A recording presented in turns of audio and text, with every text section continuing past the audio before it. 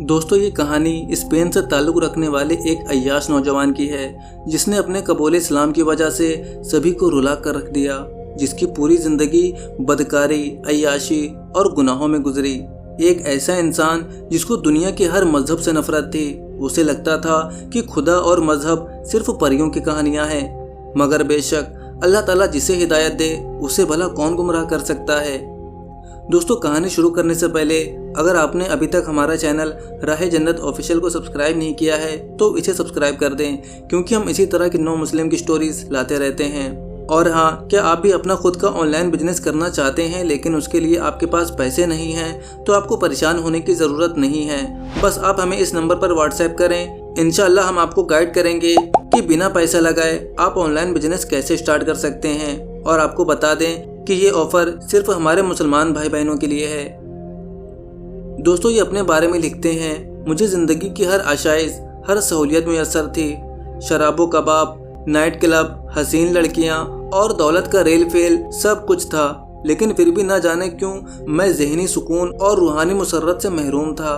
ताहम मैं अक्सर ज़िंदगी के दुख दर्द और दीगर ज़हनी परेशानियों से बचने के लिए अल्कोहल, शराब और ड्रग्स के नशे की पनाह लेने की कोशिश करता था, जबकि अपना पैसा इसी तरह डिस्को नाइट क्लब में खर्च करता था ताकि किसी तरह मुझे ज़हनी सुकून मिल जाए।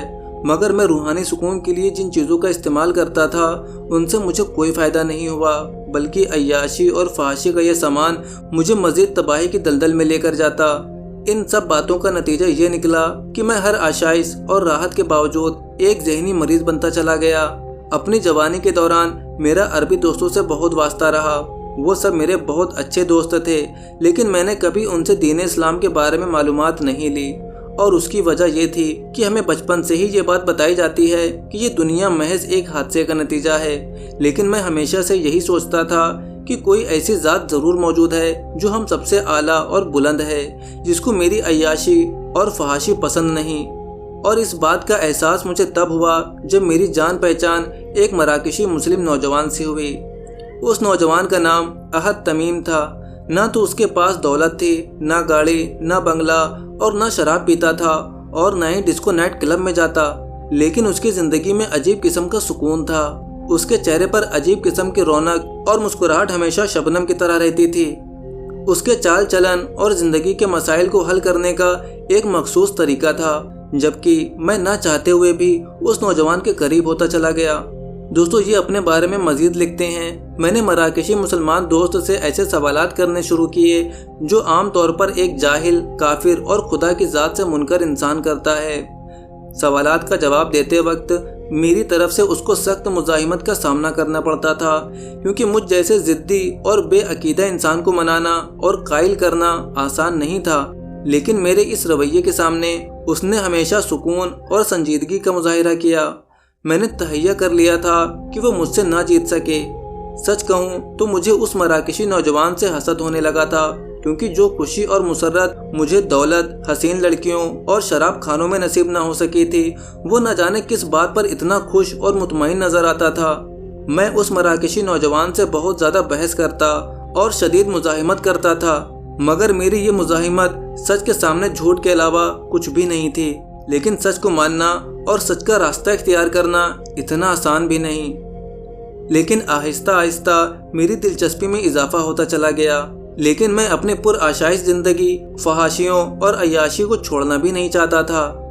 दोस्तों ये अपने बारे में मज़ीद लिखते हैं, ये एक रात का वाक़या है कि मैं बिल्कुल अकेला स्पेन के शहर बालिनीसा में वाक़ई एक डिस्को क्लब में शराब पी रहा था। मेरे चारों तरफ जिस्म की नुमाइश थी, शराब और अय्याशियों की महफिल थी, मगर बावजूद इसके मेरा दिल दर्द से फटा जा रहा था। सिर्फ मैं ही नहीं बल्कि मेरे पास सब लोगों का यही हाल था, मगर इसे बयान करने के लिए शायद किसी के पास अल्फाज नहीं थे। जब मुझे शराब नोशी और अय्याशी से सुकून मुयस्सर ना मिलता तो उसी मराकशी मुस्लिम दोस्त के पास जाता, क्योंकि उसके पास जाने से मुझे अजीब किस्म का रूहानी सुकून मिलता। खासकर जब वो अपनी इबादत गाह से बाहर आता तो मुझे उसके चेहरे पर एक अजीब किस्म का नूर झलकता हुआ दिखता। उस नौजवान के साथ रहने से मैंने खंजीर का गोश्त खाना छोड़ दिया और शराब पीना भी छोड़ दिया, क्योंकि उस मराकशी मुसलमान की वजह से मेरे अंदर एक तब्दीली आ चुकी थी। दोस्तों ये अपने बारे में मज़ीद लिखते हैं कि इस बात में कोई शक नहीं कि पैदाइश के वक्त हम सबका दीन इस्लाम होता है, लेकिन बाद में वालिदैन कोई और रास्ता सिखाते हैं, और जब मैंने इस्लाम को अपने दिल पर असर अंदाज होते देखा तो उस वक्त सिर्फ ये हुआ कि मैं अपने असली दीन की तरफ वापस लौट आया जिसमें मैं पैदा हुआ। मगर असल और सच्चे इस्लाम तक पहुंचने के लिए मुझे उन तमाम और गलत एतराज़ात को रद्द करना पड़ा जो आम तौर पर इस्लाम की तरफ मंसूब किए जाते हैं। दोस्तों ये नौजवान मजीद लिखते हैं, मैंने अपने यकीन को मुकम्मल करने के लिए सन 1997 को ज़िंदगी में पहली बार मस्जिद जाने का फ़ैसला किया। मैंने अपने उस मराकशी भाई से कहा कि वो मुझे मस्जिद साथ लेकर जाए ताकि मैं देख सकूं कि वहां जाकर मैं अपने आप को कैसा महसूस करता हूं। मैं अपने उस जज्बात का इजहार अपने अल्फाज में नहीं कर सकता जो मस्जिद में दाखिले के वक्त मेरे अंदर मौजूद था। मुझे मराकशी दोस्त ने मस्जिद के अंदर नमाज की जगह दिखाई और फिर मैंने अजान भी सुनी। इसके बाद हम इमाम मस्जिद के कमरे की तरफ आए। उस वक्त नमाज ज़ोहर का वक्त था, इसलिए इमाम साहब ने मुझसे कहा कि तुम यहाँ कमरे में रहो, नमाज ज़ोहर के बाद बात करेंगे। दोस्तों ये अपने बारे में मजीद लिखते हैं, इमाम के कमरे में बैठकर मुझे सारा मस्जिद नजर आ रहा था और मुसलमानों को नमाज पढ़ते हुए देखकर मेरा ईमान मजीद मजबूत होता चला गया। मेरे अंदर उस वक्त जो जज्बात थे उनको कागज के किसी टुकड़े पर बयान करना मुमकिन नहीं, खासकर जब अजान होती है और जब सब लोग मिलकर आमीन कहते हैं। इसके बाद इमाम साहब से मेरी गुफ्तगू हुई। मेरे साथ एक हस्पानवी लड़की और 2 मजीद हस्पानवी नौजवान मौजूद थे। इमाम हम सबको इस्लाम के बारे में बता रहा था। बताने के बाद इमाम साहब ने उस लड़की से पूछा कि क्या वो इस्लाम में दाखिल होना चाहती है, तो वो लड़की आह और सिसकियों के साथ इस्लाम में दाखिल हो गई। वो जज्बात से रो रही थी।